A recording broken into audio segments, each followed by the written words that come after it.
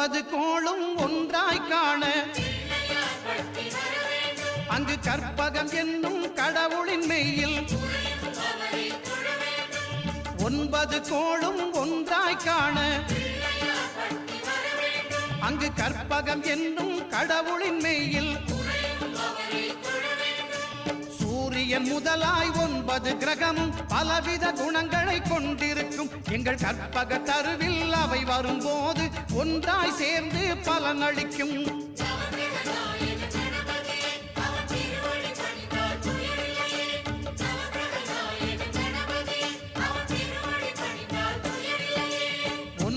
கோளும் ஒன்றாய் காண